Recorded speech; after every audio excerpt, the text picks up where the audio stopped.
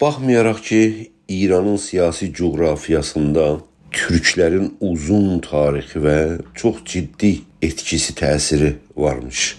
Və İran siyasi coğrafiyasında qurulan devlətlərin keçən min ildə ən etkin, güclü və çox uzun müddətli iqtidarda olan hakimiyyətlərini türk elləri tərəfindən qurulmuşdur. Səlcuqlardan başla Ağqoyunlular, Qaraqoyunlular uzun gəlib Səfəvilərə, Əfşarlara, sonra da son dövrdə Qacarlara yetişmişdir. Bu uzun tarixə və çox güclü devlətlərin quruluşuna bu tarixdə baxmayaraq, amma türklər milli oyanış sahəsində İranın siyasi coğrafiyasında çox axsantılı bir yol getmişlər. Və zaman keçdikcə, tarix ötdükcə bu axsaqlığı daha dərin formada görə bilirik. Və Qacarların son dönəmində türk adı, türk dili və hətta türk varlığı belə danılmış bir duruma gəlib çatdı. Halbuki Osmanlı ölkəsində həman dəyişikliklər, demokratik gəlişmələr,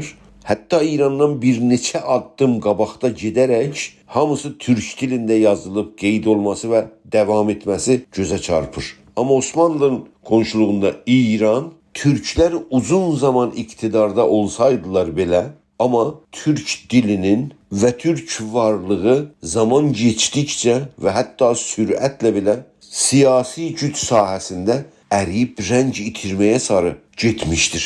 Bu cümlələrim əlbəttə ki, başqa dillərin İranda var olmasına qarşı bir şey deyil. Bəlkə İranda gerçək həyat, gerçək varlıq, yəni türk varlığı və türk dili bir türlü səhnədən çıxadılmış bir duruma gəlib çatmışdır. Elə ki, məşrutə inqilabının uğur qazanması və yavaş-yavaş İranda məclisin qurulması və anayasa yazılması meydana gəlir.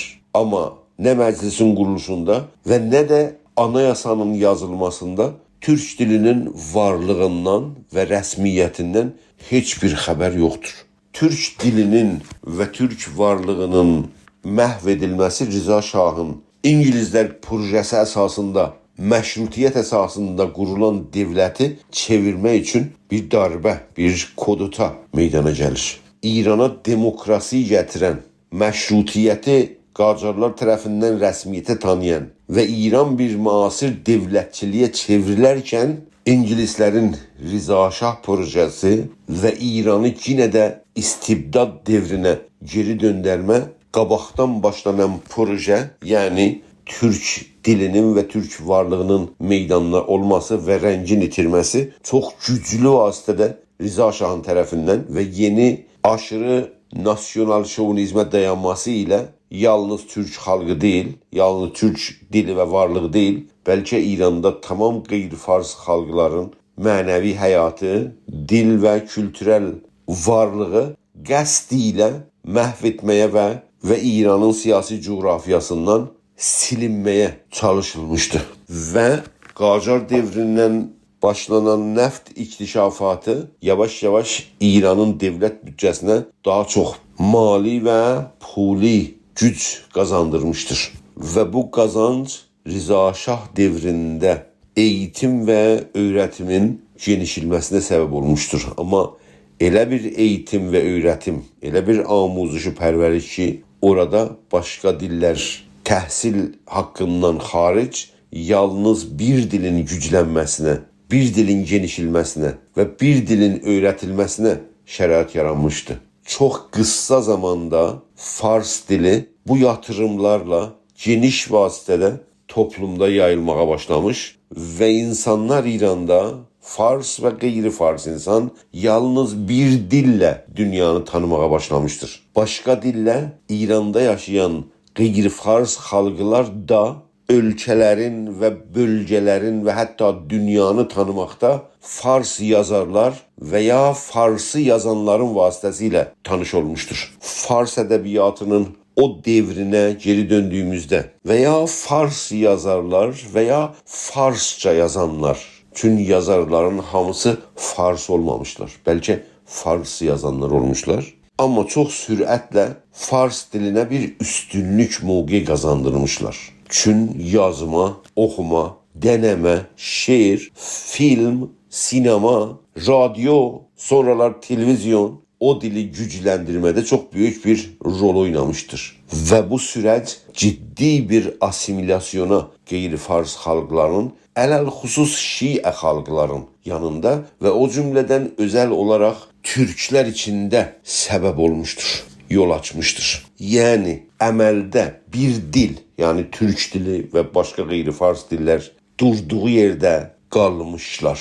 Yəni o dildə təhsil alınmamış, o dildə dərgi yazılmamış, o dildə radyo açılmamış və o dildə televizyon da yayılmamış.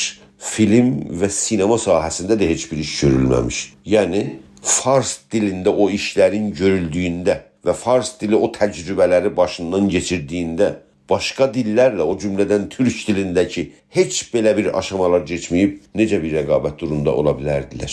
İstər-istəməz bu süreç türk dilini fars dili ilə müqayisədə bir düşük durumda, bir keyfiyyətsiz səviyyədə, bilim və elminə uyğun bir dil olmayaraq saxlayırdı və onun qarşısında fars dilini güclü, keyfiyyətli, təhsil eləməyə layiq, onunla sinema, film, dərgi, radyo da yapıla bilir deyə türk dili ilə müqayisədə xalqı bir seçim qarşısında qoyurdu. Məktəbə gedən, fars dilini öyrənən, fars yazarlardan və ya farsi yazanlardan beynini formalaşdıran insanlarımız mərkəzi dövlət tərəfindən daxili istimara məruz qalmış bir xalq öz dilini mövcud və hakim dilidən gücsüz və zəif görməsi ilə seçim yaptığında daha çox farslaşmaya, daha çox fars dilini mənimsəməyə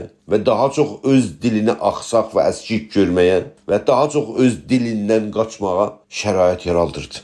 Və bu süreç davam etdikcə asimilasyon prosesi özünlə biganə olma sürecini gücləndirirdi. Manqurtlaşmaya sürətlə zəmin və şərait yaraldırdı. Elə bir şəraiti ki, türk toplumunun eliti, nüxbələri belə daxili istimarın xidmətinə keçirdi. Və ölkə dil sahəsində öz vətəndaşlarına, şəhərvəndilərinə bərabər hüquqi təqdim eləmə yerinə İran camiasında ən azı %60 uşaqların dilin, kültürün, mədəniyyətin və mənəviyyətin onlardan almağa çalışdı. Və sonra bu türk dillilərə və qeyri-fars dillilərlə bərabər hər nə çirkin və əhanətli adlar və ləqəblər vardıysa verdilər. Və bu vasitə ilə xalqın dil haqqın və ya öz dilində təhsil alma haqqını ondan almaqla yetmədilər, türk insanının varlığını əhanətə məruz qoydular və türk-xər onu xətab etdilər. Və bu rasisti termi İranın ədəbiyyatında, şeirində, sinemasında, televizyon dizisində, hardaysa harda usanmadan, çəkinmədən gözlərin önünə sərdilər və dedilər və əhanətə davam etdilər. Halbuki İranda məşrutiyyət inqilabının devrində Osmanlı ölkəsində, yəni bugünün Türkiyəsində bir neçə addım İrandan qabaqda belə həman proses davam etməkdədir. Yəni İranda türk dilində dərslik yazıb təhsil almağa bir örnək var Türkiyədə. Bu iki dövlət, yəni Türkiyə dövləti və İran dövləti keçən 100 ildə yeni və modern dövlətləri qurublar. Türkiyədə həman türk dili o dərəcədə gəlişmiş, İranda türk dili hər gün geriyə getmiş və məhv olma sürəcindədir. Və türk dilinin sahibləri, İranın geçən 1000 ildə qurulan dövlətləri, iktidarları bu dildə hamısı türk ellərinə məhsub olan böyük və çox güclü dövlətlər bugün onların dilləri İranda azınlıq dili kimi, əqəlliyyət kimi ortaya gəlir. Bu durumun nə qədər gülünc olmasını başa düşmək olurmu? Və son illərdə türk toplumunda gedən milli demokratik mücadilədə türk dilində təhsil haqqı meydana gələndə və geniş futbol meydanlarında türk dilində mədrəsə olmalıdır hər kəsə şüarı veriləndə mərkəz faşistləri tərəfindən qulağımıza gəlir ki, türk dilində təhsil almaq istəyənlər Türkiyəyə getsinlər, qardaşlarının yanına getsinlər. Yəni bu ölkə onların ölkəsi deyil. Böyük bir sual ortaya gəlir. Bu ölkə kimin ölkəsidir? Son söz və son sual budur. Əcəba bərabər dil haqqı İranda bərpa olmayınca siyasi demokrasi İranda gerçəkləşə bilirmi? İranda yaşayan xalqların varlığı rəsmiyyətə tanınmayınca və onların bərabər haqqı anayasada təmin olmayınca İranda demokrasi əmələ gələ bilirmi? Hər bir aqil insan, hər bir məntiqli insan, hər bir bilincli insan, hər biri ki siyasət kitabının ilk səhifələrini oxumuş olursa, İranda bu bərabər hüquq təmin olmursa, heç zaman demokrasi bu ölkədə bərpa olmaz. Demokrasi bərpa olmayınca, yenə də bu rejim getdiyində yeni bir istibdadın gerçəkləşməsi İranda bu ölkəni hara götürür? Bu suala hər bir İranlı dərindən düşünməlidir. Dərindən düşünə bilməyən bir toplumun gələcəyi işıq ola bilməz.